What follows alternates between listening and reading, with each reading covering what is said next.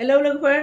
Welcome back to माय YouTube channel जसथम Brahma creation नोंथांमोनखौ आंनि YouTube चेनेलाव आरोबाव गोसो गोथारजों खेबसे बरायहरबाय आसा खालामो नोंथांमोनहाबो मोजाङैनो दं आंबो दासान्दि मोजां दं लोगोफोर दामानि इलेक्शननि दोहौ नङा होमबा जेरावबो दैदेनगिरिफोरनि दाब दाब गामि खना खनला जेरावबो मिटिं खालाम उमुक होगोन ओरैबायदि मोनगोन ओरैबायदि सुबिदा खालामनानै होगोन बेफोरबायदि स्पिचखौ जों दा गोबां खोनागासिनो दङ बेनिफ्राय जियानो दा जाथों बे इलेक्शन समाव बेफोरबायदि स्पिच होनाया जाखायो बेनिफ्राय इलेक्शनाव नोंथांमोनहा भटखौ गावबागाव गोसोजों होदो नोंथांमोननि भट होनाया गावबागाव गोसोनि सायाव निर्भर दा जियानो दा जाथों आं मोनसे टपिकखौ लानानै नोंथांमोनजों सावरायनो होननानै दिनै बे भिडिअखौ लाबोदों माने टपिकआ जाहैबाय दानि जोंनि हाग्रामा सारनि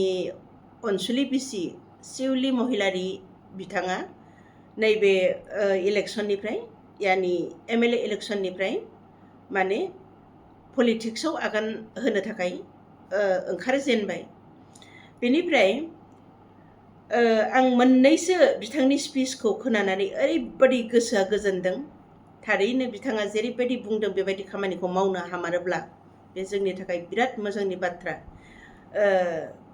बिथाङा मा स्पिच होदोंमोन बेखौ नोंथांमोनहा एसे खोनासंनानै लाग्रो बेनिफ्राय आरोबाव मोनसे स्पिच बिथाङा दाखालि माने बबेबा मोनसे मिटिङाव थांनानै स्पिच होदोंमोन बेखौबो आं ओरैबायदि गोसोआव गोजोननाय मोनदों बेनिफ्राय टाइमलि आं भिडिअखौ लाबोनो हायैयाव माने बै बिथांनि भिडिअखौ आं होनो सानदोंमोन नाथाय हायाखिसै अब्लाबो आं दिनै बै बाथ्राखौ बिथाङा मा स्पिच होदोंमोन बेखौ आंहा गोसोआव दंजोबो बेनिफ्राय बिथांनि बुंनाय बाथ्राखौ आं दिनै बुंगोन बिथांजों लोगोसे दावराव देख्रेब साराबो मोनसे मिटिङाव स्पिच होदोंमोन बेनिफ्राय नैबे बिथांनि भिडिअखौ एसे नायनानै लाग्रो लोगोफोर जेरैहाय जोंहा गरिब दुखी आइजोफ्रा अरुणोदय आसनि मोननो थाखाय थांनाय 5 बोसोराव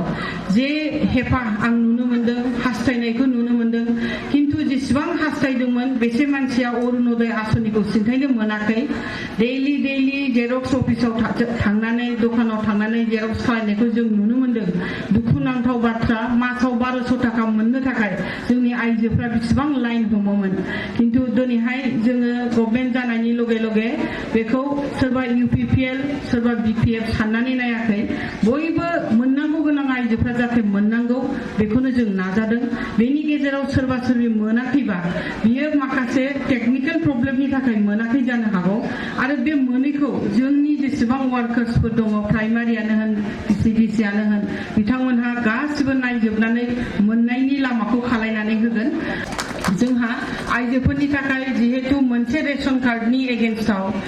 सासेल' अरुणोदय आसनि मोनो दा बेहाय दा एबाराव सानै होनो नागिरदों माने बिखुनजो आरो बिहामजो जाहाथे सानैबो अरुणोदय आसनिखौ मोननो हायो गरिब न'खरनि मानसिया बेनि थाखाय बेखौबो एबारनिफ्राय जोङो होनाय जासिगोन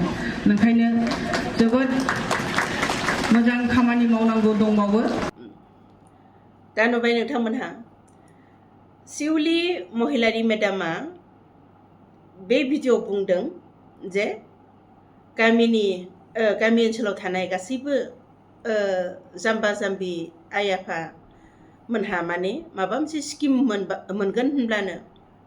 फट' स्टेट खालामनो थाखाय कम्पिउटार दखानाव लाइन जाहैनाङो थारैनो बे गोसोनि दुखुखौ बिथाङा हमदांनो हादों होननानै आं सानो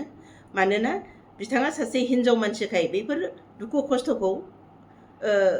गोसोखांनो हादों बा बुजिनो हादों माने जोंनि गामि ओनसोलाव थानाय सुबुंफ्रा माने माबा मोनसे सुबिदा मोनगोन होनबानो ओरैबायदि माने आधार कार्डनिफ्राय भटार कार्ड पान कार्ड बेफोर गासिबो डकुमेन्ट्सखौ माने फट' स्टेट खालाम होनांगौ जायो बिनि गेजेरावबो फट' स्टेट खालामनायाव ओरैबायदि खस्थ' ओरैबायदि फैसाबो थाङो नाथाय मालाबा मोनसेबो खामानिया जाया बेवहाय रायजो राजाया दुखु सहायनो गोनां जायो बेनिफ्राय शिउलि महिलारि मेडामा दा मा बुंदों माने अरुणोदय स्किमखौ न'खराव मोननै होगोन होननानै बिथाङा बुंदों थारैनो बे खामानिखौ बुंनायल' नङा मावनानैबो दिन्थिनो हायोब्ला जोंनि थाखाय बिराद मोजां जागोन आरो बेबायदि दैदेनगिरिखौनो जों लुबैयो बेबायदि गोसो गुवार सुबुं सुबुंखौनो जों हास्थायो। दा बे जेरै बुंदों मोननै अरुणोदय होगोन होननायखौ बियो जेरै बुंदों एरै मावनानै दिन्थिमारनो हायोब्ला बे जोंनि बर' रायजो राजानि थाखाय जोबोद मोजां बाथ्रा जागोन। बिनिफ्राय आरोबाव आं दाखालि मोनसे बिथांनिनो भिडिअ नुदोंमोन जे बै मोनसे मिटिङाव बिथाङा स्पिच होदोंमोन जे बै बेहाय दावराव देख्रेब साराबो स्पिच होदोंमोन, नाथाय आं गामिखौ मोजाङै गोसोआव लाखिनो हायाखिसै। जि जायगायाव गोदो आन्दलन समाव पुलिस आर्मिजों रेप खालामजादोंमोन बर' हिन्जावफोर, बै बर' हिन्जावफोरखौ बिथाङा खबर लानो थांदोंमोन। बेनिफ्राय बै मोनसे खोथाखौ नुनानै आं ओरैबायदि गोसोआव खुसि मोनदोंमोन आरो बै समनि जारिमिन आंनि गोसोआव जाखांफैदोंमोन। बै समाव आं उन्दैमोन, अब्लाबो गासिबो आन्दलनखौ A to Z माने आन्दलन जाजेननायनिफ्राय 6 बोसोर खालामनानै एकर्ड जाहैनाय समसिम आरो दिनैसिम आं दं। बेनिफ्राय बै समाव जिनाहारिया जोंनि जायगायाव खालामजायाखै इसोरनि अननायाव, अब्लाबो बे जि जायगायाव शिउलि महिलारि मेडामा थांनानै खबर लाहैदों बै जायगायाव जादोंमोन। बेनिफ्राय आं बे बाथ्राखौनो आं ओरैबायदि बे मेडामखौ ओरैबायदि साबायखर होदों दिनैसिम, नाथाय रावबो दैदेनगिरिफ्रा बुंफेराखैमोन जे जिनाहारि खालामलांजानाय अनसुंथाया होबोदों, होआखै नङा आं बुङा होआखै होननानै, नाथाय अपेनलि बिथाङा आरोबाव दाख्लैयो बे गोदोनि आन्दलन समनि जिनाहारि खालामजानाय सुबुंफोरखौ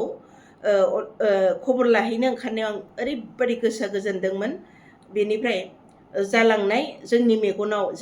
मेगन सिगाङाव जि जाथाय जालांदोंमोन बैफोर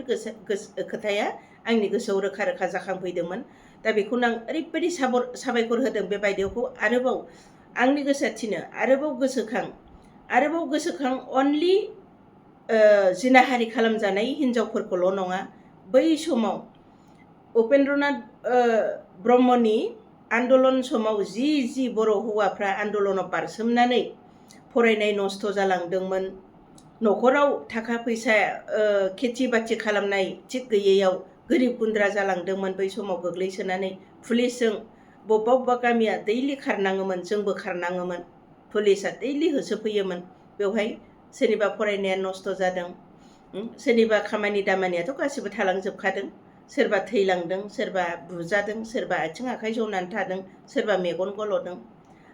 आरो बिनिफ्राय जाय माने आन्दलनाव बारसोमनानै बै समनि बर' सुबुंफ्रा दिनैसिम जेबो गैयै जानानै दं, सोरबाथ' अमा बेफार अबेबा कम्पानिफ्राव खामानि मावहैलाबायनानै दङ। बेनिखायनो आं खावलायदों शिउलि मेडामनिसिम आंनि भिडिअ'आ जुदि सहैयोब्ला अननानै बै जिनाहारि खालामजानाय हिन्जावफोरजों लोगोसे बै